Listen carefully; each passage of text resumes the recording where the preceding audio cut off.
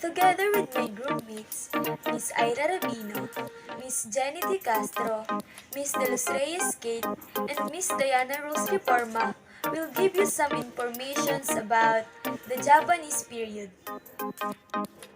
Let's start with the historical background of Japanese period.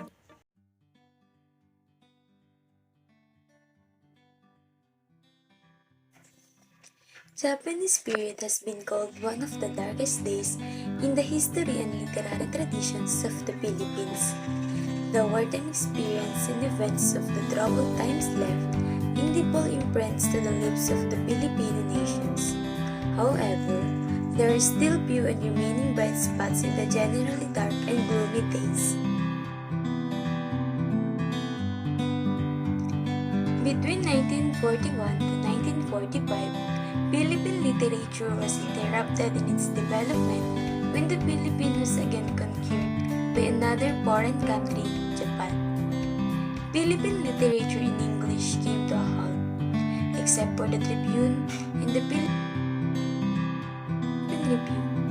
Almost all newspapers in English were dropped by the Japanese. One Laya, who used to write in English, turned to Filipino because of his strict and prohibited of the Japanese regarding any writing in English. The Filipino literature, which experienced renewed attentions because writers in English turned to write Filipino. The weekly Liwayway was placed under strict surveillance until it was managed by a Japanese named Ishiwara. In other words, Filipino literature was given a break during this period. Many wrote plays, poems, short stories, and etc. Topic and themes were open about life in the provinces.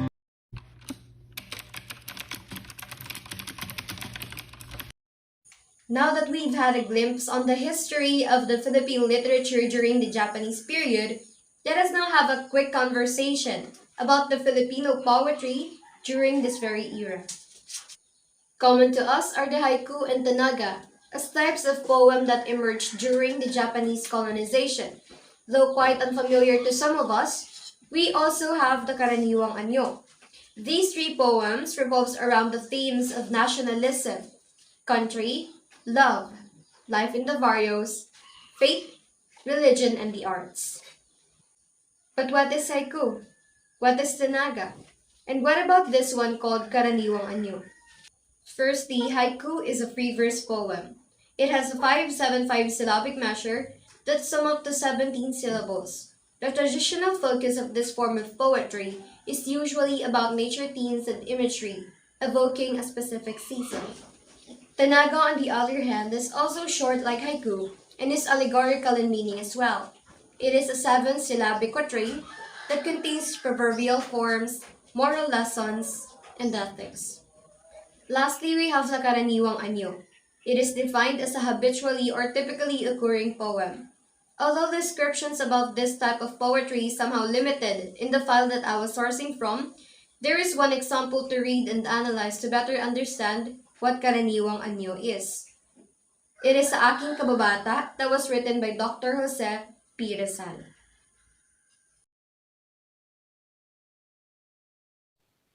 Hi everyone, it's me, Diana, one of the blogger for today's video with Miss Delos Reyes, Jenney Castro, Cyren, Florido, and Aira Rabino.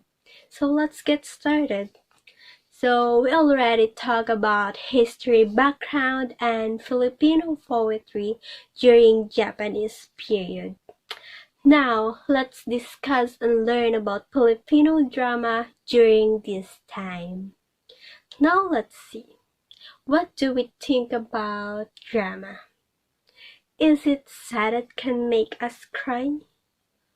Or a comedy that can make us laugh? Or maybe both. There is a lot of variety of genres in dramas. Drama is a written work that tells a story through action and speech, and is meant to act on stage or perform in the theater. It can be a play, a movie, or a television production. And during the Japanese period, the drama experienced a lull because movie houses showing American films were closed. The big movie houses were just made to show stage shows. Many of the plays were reproduction of English plays to Tagalog. The translators were Francisco Soc Rodrigo, Albert Concio, and Narciso Pimento. They also founded the organization of Filipino players named Dramatic Philippines. Here are the few playwrights during this period. This is Jose Ma Hernandez, a dramatist, author, and educator who wrote Panday Pira. This is Francisco Soc Rodrigo, a playwright in English and Tagalog who wrote Sa Pula, Sa Puti. This is Clodaulo Del Mundo, a Filipino screenwriter, director, and author who wrote Bulaga. Bulaga here is an expression in the game hide and seek. And lastly is Julian Cruz Balmaceda, a Filipino poet, essayist, playwright, novelist, journalist, and linguist who wrote Sino Ba Kayo? Dahil sa anak, rather, and Hikande ng Patay. That's all for the Filipino drama during Japanese period. Now let's proceed with Miss Kate Reyes, our ka-blogger.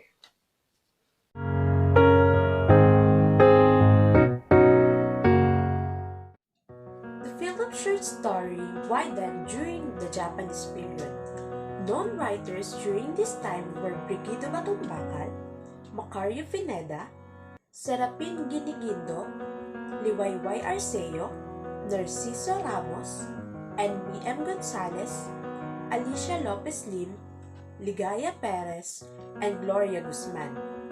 The best writings in the 1945 were selected by a group of judges composed of Narciso Ixano, Jose Esperanza Cruz, Antonio Rosales, Cloaldo Del Mundo, and Teodoro Santos. And as a result of this selection, the following get the first three prizes. First, Lupang Tinubuan by Narciso Reyes with the theme Pagbabalik at Pagmamahal sa Tinubuang Lupa. Second, Uhaw ang Tigang na Lupa by Liwayway Arceo with the theme Suliraning Pampamilyang Nararanasan ng Ating Bayan. Third, Lunsod, Nayon at Dagat-Dagatan by N.V.M. Gonzalez with the theme Kahirapan at Problema sa Lungsod. And with this, we can observe that during the Japanese period, most themes were about life mostly in the province.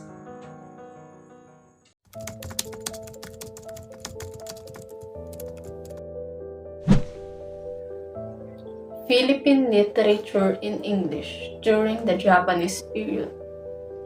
Japanese imposed strict prohibitions in the writing and publishing of works in English. Philippine literature in English experienced a dark period. The few who dared to write did so for their bread and butter or for propaganda. Writings that came out during this period were journalistic in nature. Writer felt suppressed, but slowly, the spirit of nationalism started to seep into the consciousness, while some continued to write. The majority waited for a better climate to publish their works.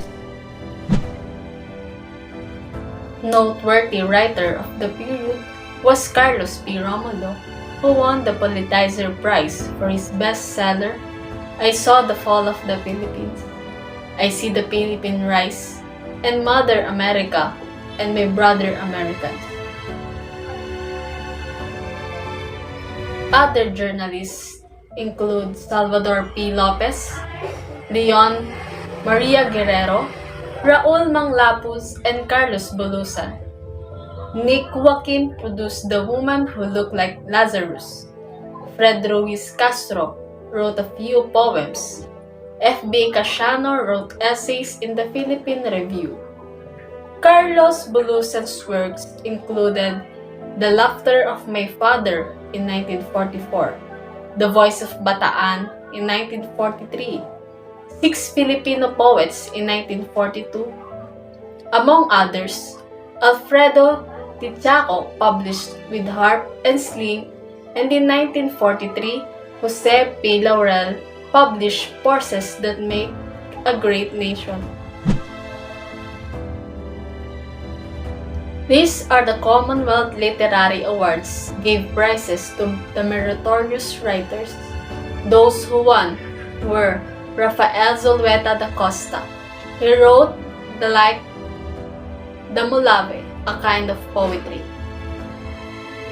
Next is Manuel E. Arguila, who wrote a short story entitled How My Brother Leon Brought Home a Wife. And next is Salvador P. Lopez. He wrote an essay entitled Literature and Society. Lastly is Juan Laya, who wrote a novel entitled His Native Soil. Even though Philippine literature experienced a dark period because of the Japanese prohibitions in publishing and writing in English, it never stops Filipino journalists and writers to continue to write great literary pieces that make us proud as a Filipino.